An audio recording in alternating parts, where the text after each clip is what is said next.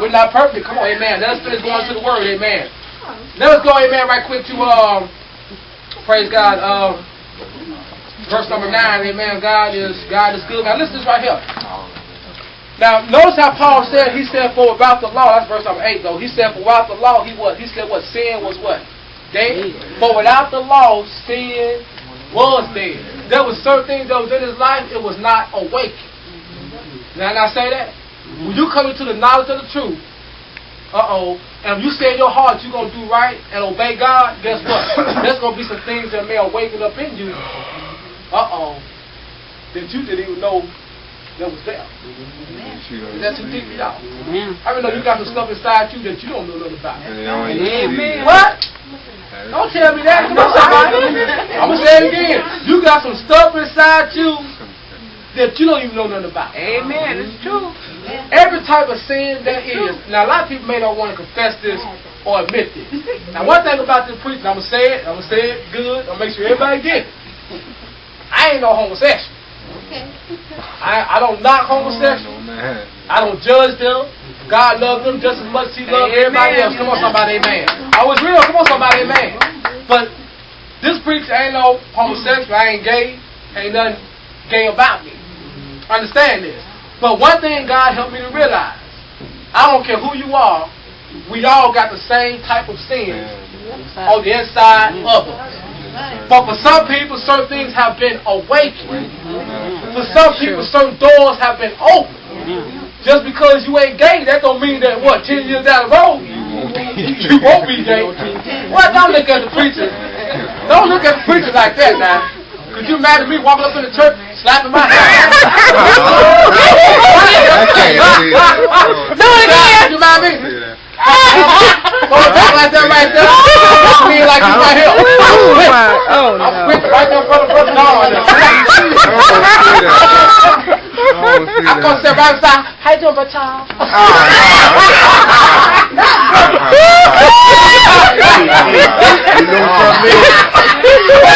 I got one thing. I can't touch it. Come on, Brother Tom. That's all right. Go on. All right, y'all. But that's why it's good never to mock people. Yeah, that's true. Or talk about people. The Bible says, what? Be not deceived. For God is what? Not mocked. That what a man soweth, that shall he what? Also reap.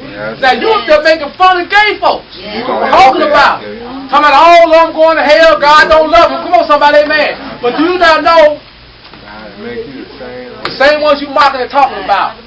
You can end up being just like them and even worse than what they are. Because a lot of people that's gay, they're not gay by choice. Come on now. Say that again. Y'all better help the preacher with somebody, man. A lot of them, they were molested. Come on now. By some of they nasty aunties. Or nasty neighbors. Come on, somebody. Nasty uncle, nasty daddy, nasty mama. Come on, somebody. Some of them, they were molested by somebody that they knew. Amen. Come on now. Understand that. And you got to understand this, church. A door began to open in that what? Child's life. Y'all better help the preacher. Come on, somebody, amen. The church, understand it. That's why we should not mock nobody. You don't know what that child went through. Amen. Come on now. It's easy you say what you ain't gonna do. But like I said, I don't say what I won't do. Now in my heart, I don't want no man booty. Amen. I do not want no nasty, stinking, busted booty man.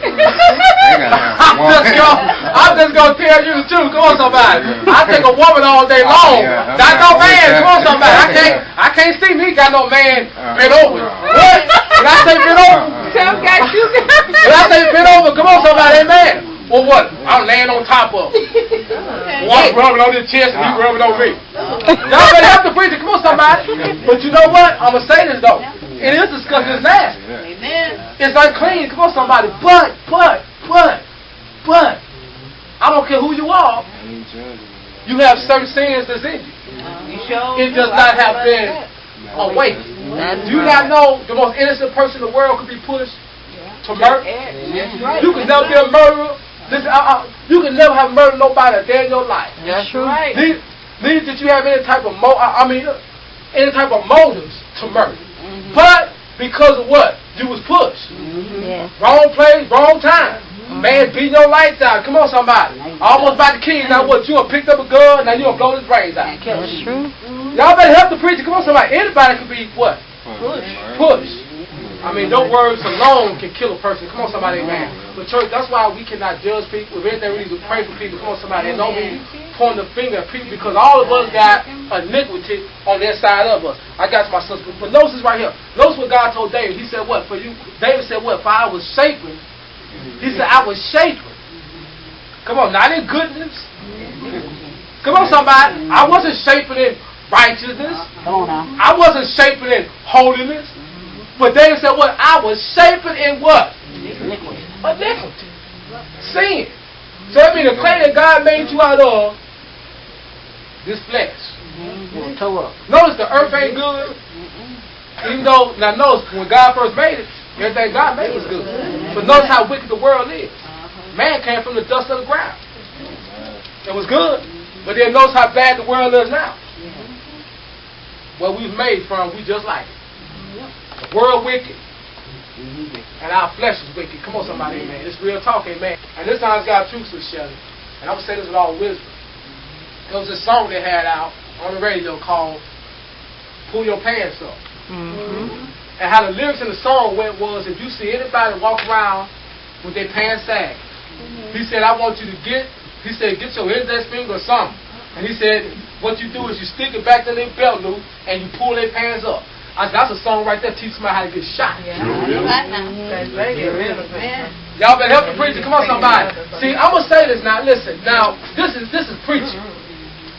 This is the word. Yeah? But if I see a young lady out there with her pants all behind, I'm not going to tell you how to feel. That's between your man, your parents, or whatever. You and God. You know what I'm saying? But I'm not going to tell a young woman how to dress. The same thing about young men. Y'all listen to me real good. You see them sagging? Let them sag. Understand? Leave alone. Come on, somebody. Because the same way what we had to grow into, y'all listen to this. The same way we had to grow into maturity. Guess what? I used to walk around mine. Well, I'm talking about them things right there be sagging. You know what I mean? I was real. Come on, somebody. But then I grew into what? Putting my pants up.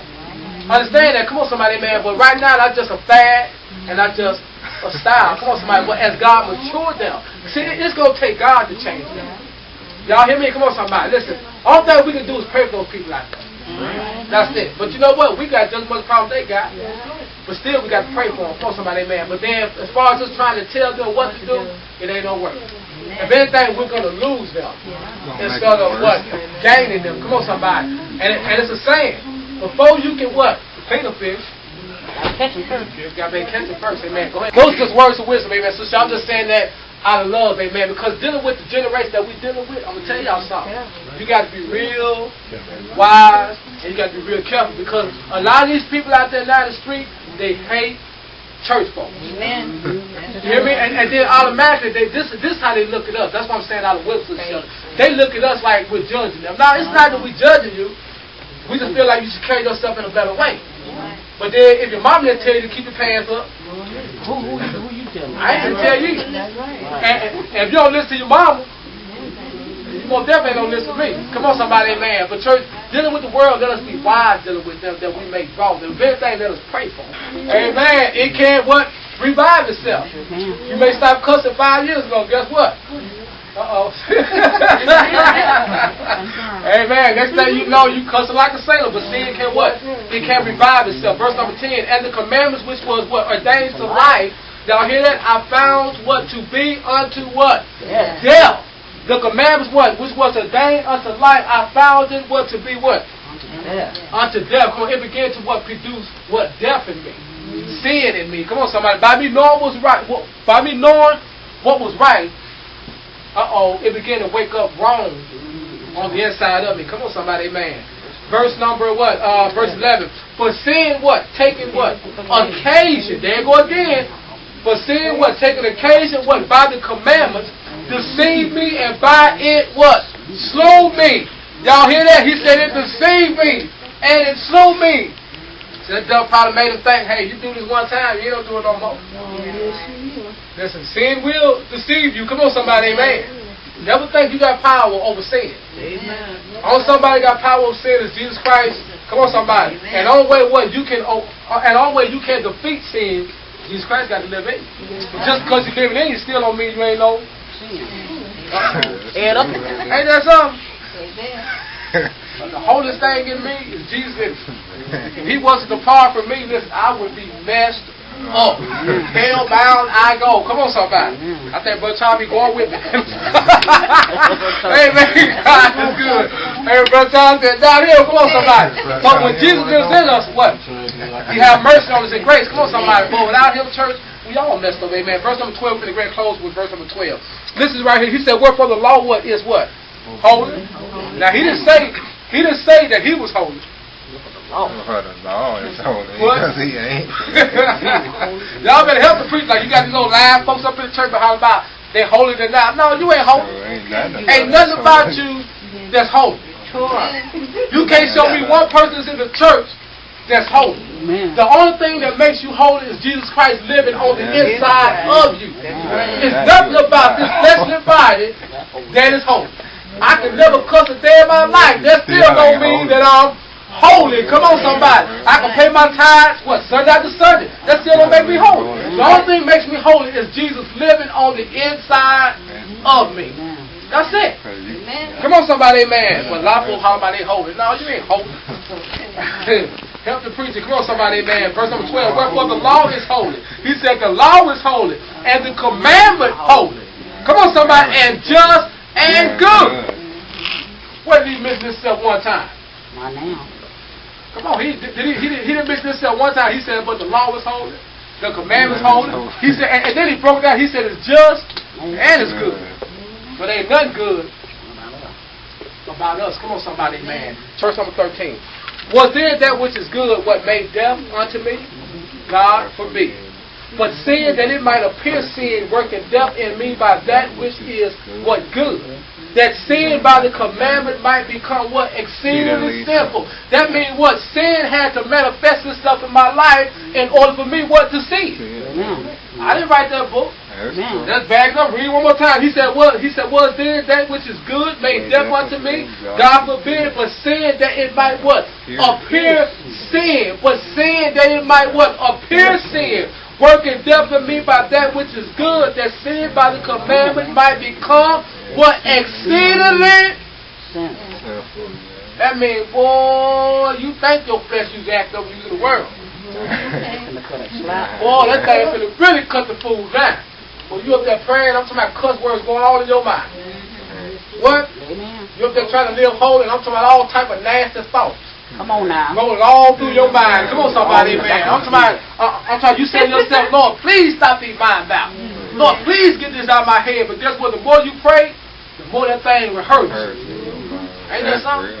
You look at laying down, you seeing naked women, naked men. God is good. But we know that the law, what, is spiritual. Now, notice this right here. Now, Paul never said he was holy. I'm going to show you again. Now notice right here, verse 14, he said, for we know that the law is spiritual, but I am what? Carnal, soul under sin. What's holy about that man? What's good about Paul? Come on, somebody. The only thing that made Paul good was Jesus Christ that lived on the inside of him. What's good about your bishop? He ain't holy, but the Spirit of God that lives in him makes him holy. Every person that sits up in the church, they're not holy. The only thing that makes them holy is Christ living on the inside of them. Because what? We're all carnal, soul under sin. And that means what? We got all type of sin on the inside of us. We're going to write a song. Ain't that something? You got fornication inside you. That's true. You got adultery inside you. You got lying inside you. You got cheating inside you. You got murder inside you. You got homosexuality inside you. You got all type of sin on the inside of you. But thank God for them doors that have not been opened in your life. And thank God for the sins that have not been manifested and revived. But you know what? Sin is going to revive itself in your life, amen. So you must might get ready for that. But your prayer should be this, Lord, keep